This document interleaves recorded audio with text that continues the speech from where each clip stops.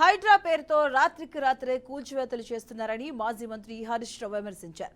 తమ party MLA Palla Rajeshwar Reddy అన్ని అనుమతులు తీసుకుని కాలేజీలు నిర్మించారని స్పష్టం చేశారు. పల్లాపై రాజకీయ కుట్రతోనే 6 కేసులు నమోదు చేశారని మండిపడ్డారు. హైడ్రాకు తాను వ్యతిరేకం కాదని నోటీసులిచ్చి చర్యలు తీసుకోవాలని డిమాండ్ చేశారు. అధికారులు అత్యుత్సాహం ప్రదర్శించవద్దని హితవు పలికారు. ఇక అనురాగ్ యూనివర్సిటీ నిర్మాణాలపై పల్లా రాజేశ్వరరెడ్డి స్పందించారు. తాను ఎలాంటి ప్రభుత్వ భూమిని కూడా కబ్జా చేయలేదని పేర్కొన్నారు. అన్ని పర్మిషన్లతోనే రూల్స్ ప్రకారమే కట్టామని చెప్పుకొచ్చారు. 1% కేవలం మా పల్లా రాజేశ్వరరెడ్డి గారు, మరి రాజశేఖర రెడ్డి గారు, మల్లారెడ్డి గారి కాలేజీలను టార్గెట్ చేసి వీళ్ళ కాలేజీలకు మాత్రమే సీట్లు పెంచడానికి అనుమతి ఇవ్వలేదు. పైగా తగ్గించింది, ఇంకా పెంచడం విడిచిపెట్టాడు, తగ్గించింది. అంటే దీన్ని బట్టి ఒక్క ఉదాహరణ కాదు, మీరు చూస్తే కేసులు పెట్టడం కానీ, ఇంజనీరింగ్ కాలేజీలలో సీట్లు తగ్గించడం కానీ, ఇవాళ FTL పేరు మీద హైడ్రామా పేరిట ఇవాళ కాలేజీలను కూల్చివేసి ఆసుపత్రులను కూల్చివేసేటువంటి కుట్రలు కూడా జరుగుతూ ఉన్నాయి. రాజేశ్వర రెడ్డి గారు అన్ని అనుమతులు చూపించినాం కదా. నాలా కన్వర్షన్ ఉంది, ఇరిగేషన్ పర్మిషన్ ఉంది, district high level committee permission ఉంది, HMDA పర్మిషన్ ఉంది. ఇంక ఈ రాష్ట్రంలో ఒక కాలేజీ కట్టడానికి ఎన్ని అనుమతులు ఉండాలో అన్ని అనుమతులు తీసుకొని రాజేశ్వర రెడ్డి గారు కట్టింది తప్ప ఎక్కడ కూడా ఒక్క తప్పు కూడా చేసిన పరిస్థితి లేదు. కానీ మీరు ఇవాళ అధికారాన్ని అడ్డం పెట్టుకొని రాజకీయ పరంగా ఇవాళ కక్ష సాధింపు చర్యలకు పాల్పడడం మంచిది కాదు. దీన్ని మానుకోవాలని, ఒకవేళ మీకు అనుమానం ఉంటే మీడియా సమక్షంలో అధికారులు వచ్చి పల్లా రాజేశ్వర రెడ్డి గారి సమక్షంలో మీరు కొలవండి, నోటీస్ ఇవ్వండి. దాని ఏదైనా ఒక ఇంచ్ ఉన్న రాజేశ్వర రెడ్డి గారు కొట్టుకోవడానికి సిద్ధంగా ఉన్నారు. కానీ మీరు రాత్రి వస్తే అక్కడ ఏముంటుంది? మెడికల్ కాలేజెస్, మెడికల్ కాలేజీలో చాలా కాస్ట్లీ ఎక్విప్మెంట్ ఉంటాయి. ఈవెన్ పిల్లలకు నేర్చుకోవడానికి డెడ్ బాడీస్ కూడా ఉంటాయి అక్కడ. ఆ పిల్లలకు ఎన్నో వసతులు, ఏర్పాట్లు, చాలా ఎక్విప్మెంట్. నువ్వు రాత్రి వచ్చి వాటి అన్నింటినీ అట్లే కొట్టేస్తే రేపు ఏమైతుంది? ఆ పిల్లల భవిష్యత్తు ఏంది? అక్కడ ఉన్నటువంటి ఆస్తుల భవిష్యత్తు ఏంది? దాని సంగతి ఏంది? అంటే వీళ్ళు ఏంటంటే ఉద్దేశపూర్వకంగా ఇబ్బంది పెట్టాలనేటువంటి ఒక ప్రయత్నానికి పాల్పడుతున్నారు కనుక, ప్రజలకు ఈ విషయం తెలవాలి కనుక, ఈ కుట్ర ప్రజలకు అర్థం కావాలి కనుక, అధికారులు కూడా అర్థం చేసుకోవాలని, ప్రభుత్వం కూడా ఈ కక్ష సాధింపు చర్యలు మానుకోవాలని చెప్పి మేము చెప్తా ఉన్నాం. ఎలా మీరు ఆలోచించండి. నేను మీడియాను కూడా కొడతా ఉన్నా. మనకు మీడియాలో నేనంతా హైడ్రా తప్ప ఇంకోటి కనబడతలేదు. ఓకే, హైడ్రా చూడండి, తప్పులుంటే శిక్షించండి, మేము కాదను. లక్షల మంది ప్రజలు విషజ్వరాలతో బాధపడుతున్నారు. ప్రభుత్వ ఆసుపత్రుల్లో బెడ్స్ దొరుకుతలేవు. ఒక్కొక్క బెడ్ మీద ఇద్దరు ముగ్గురు పేషెంట్లను పెట్టినారు. ముగ్గురు పేషెంట్లు ఉన్నారు ఒక్కొక్క బెడ్ మీద.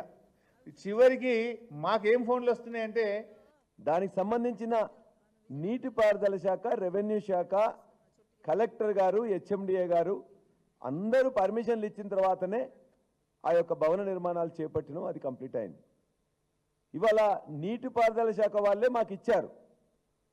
ఆ నీటిపారుదల శాఖ వాళ్ళు వచ్చి నిన్న కేసు పెట్టారు. ఆ కేసులో వాళ్ళు ఎక్కడ కూడా ఏం చెప్పలే. కేసులో ఏం పెట్టారు? ఇంత ఎక్స్టెంట్ నేను జరిగినాను కానీ, లేకపోతే ప్రభుత్వ భూమి, లేకపోతే చెరువు భూమిలో నేను వచ్చిందని కూడా అక్కడెక్కడ మెన్షన్ చేయలే. అనురాగ్ ఇన్స్టిట్యూషన్స్ బఫర్ జోన్లోకి వచ్చినాయి అని చెప్పి చెప్తున్నారు. వస్తే ఎంత వచ్చినాం? ఒక స్కెచ్ మ్యాప్ ఇవ్వండి, లేకపోతే ఎన్ని అడుగులు జరిగినావో చెప్పండి. 2017లో నేను తీసుకున్న తర్వాత ఇవన్నీ కట్టడాలు మొదలుపెట్టినాం కదా. ఈ 8 సంవత్సరాలు మరి ఏం చేశారు? కాబట్టి వారు చెప్పిన విధంగానే ఎక్కడైతే హద్దులు నిర్ణయించిందో ఇవాళ నా భూమిలో మాత్రమే నేను కట్టుకున్నాను. ఇవాళ పెద్దలు హరీష్ రావు గారు చెప్పినట్టు మీరు ఆ ప్రభుత్వ భూమి కానీ, లేకపోతే చెరువు భూమి కానీ 1 ఇంచు కూడా నా దాంట్లో ఉన్నట్లయితే, నేను ఎంకరేజ్ చేసినట్లయితే, ఇవాళ మొత్తం విలేకరుల సాక్షిగా, రిపోర్టర్స్ సాక్షిగా సర్వే చేసి హద్దు పెట్టమని చెప్పండి. అప్పుడే ఆ JCBలు, బుల్డోజర్లు పెట్టి వారి సమక్షంలోనే నేను కొట్టేస్తా.